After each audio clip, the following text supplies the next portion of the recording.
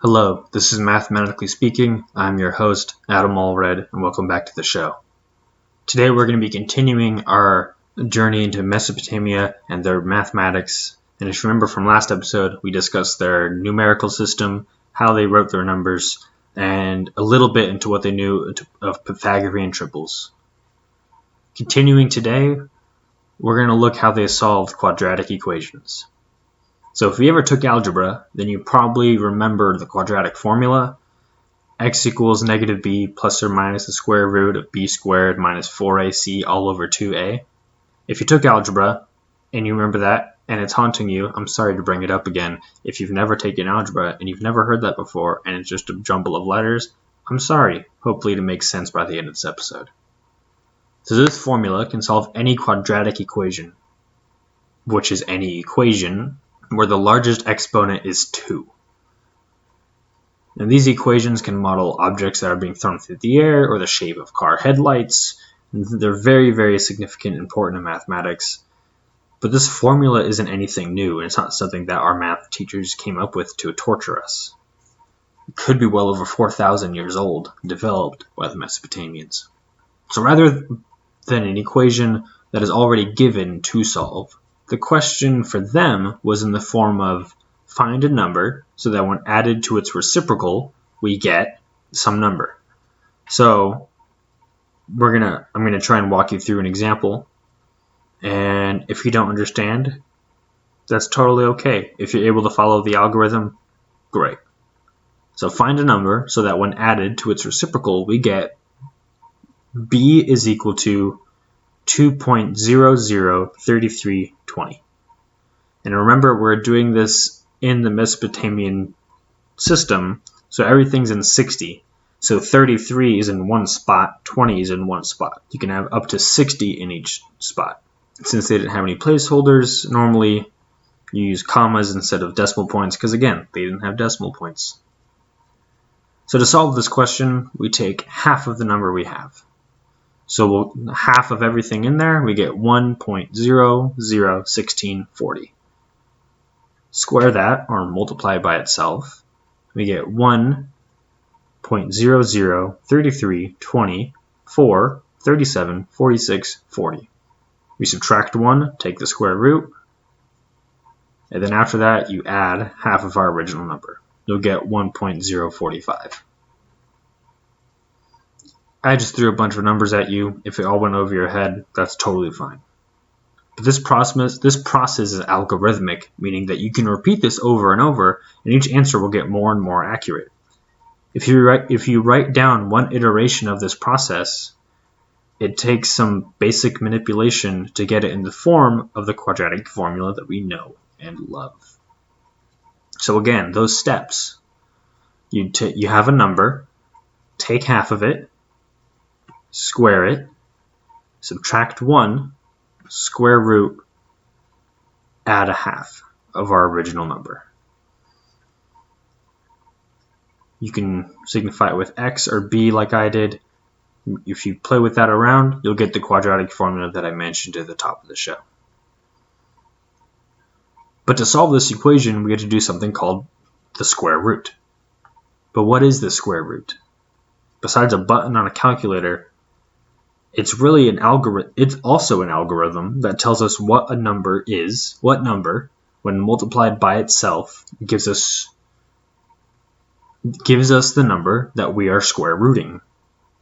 The number of roots can be increased to cubes, fourths, fifths, etc., each of them increasing the length of the algorithm and increasing the difficulty of the arithmetic. The Mesopotamians had a method that was fairly simple. It starts off with a guess. This gives you another guess. You take the average of the two, and you repeat. So it's really 2 steps. A guess, which gives you another number, add them up, divide by 2. Keep repeating that. The worse your guess, the more iterations of the algorithm that you will need to do. We can do a simple example, which shouldn't be too hard to translate over audio.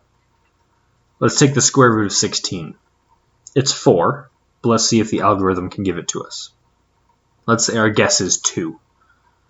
The number that's given to us is going to be 16, the number we're taking the square root of, and our guess. So 16 over 2, which is 8.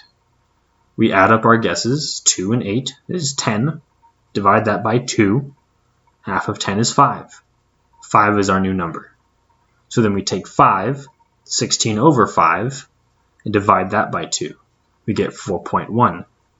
Do this again, we get 4.00121.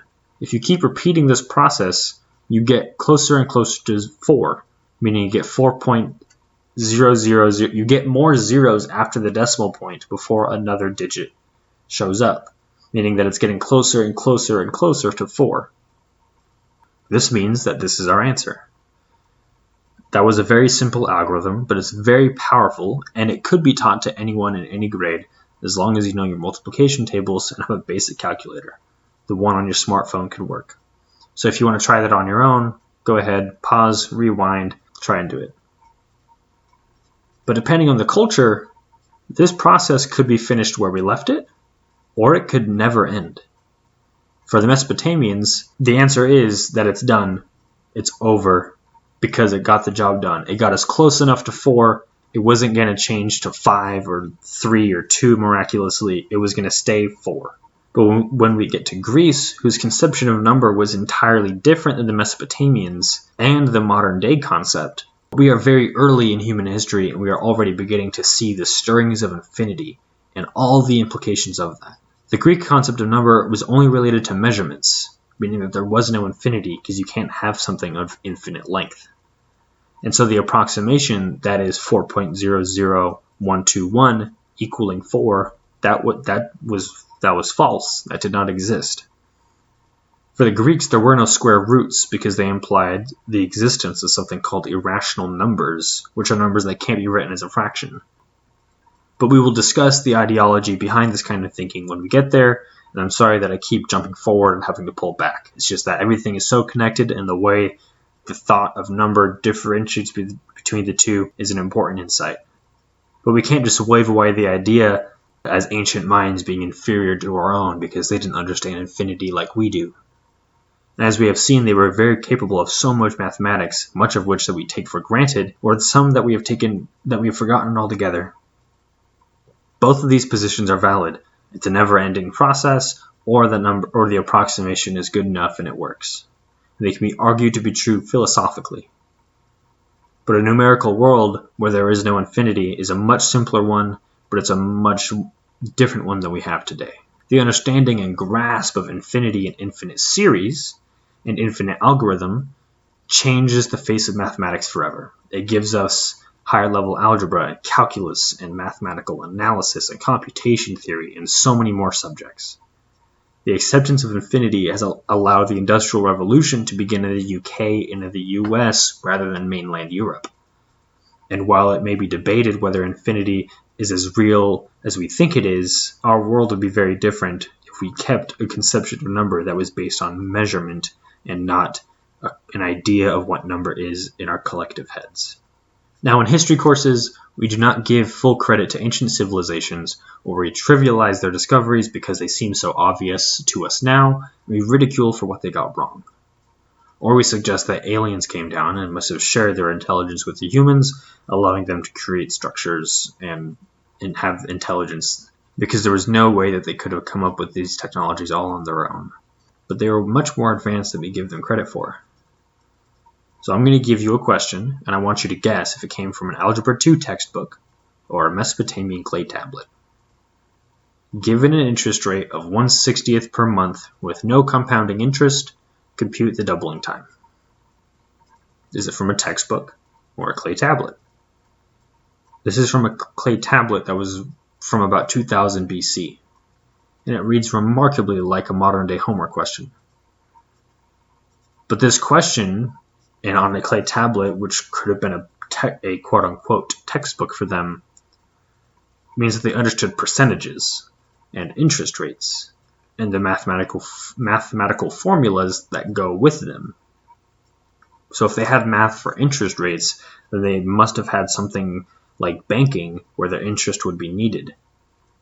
Because remember, mathematics does not appear without a need for it or without a solution for it to fix. This also means they had a system of currency that could appreciate over time. This little question on a clay tablet gives us so much insight into the advancements of an ancient culture, and their understanding of mathematics is how we can know this. We started as a species with this kind of intellectual technology, and it is profound and also embarrassing that so many people have such a terrible understanding of it. That is a reflection of our education system, but is also a reflection of us that we let it get that bad. If you are listening to this, then you're already the kind of person that wants to better themselves and educate yourself further. So I say continue to do so. Encourage yourself and others around you. Further your education outside of formal schooling. Explore the world around you and seek to actually understand it. I'm not saying this podcast is going to give you a true understanding of the world, but it gives you a brief insight to the history of something that helped create the world around you. And the answer to the question, by the way, is 5. It takes 5 years with an interest rate of 1/60th to double. This has been Mathematically Speaking. Thank you for listening. And on the next episode, we begin our exploration of Egypt and discover that our ancestors knew more than we think, and that it's not crazy to think that they built the pyramids all on their own.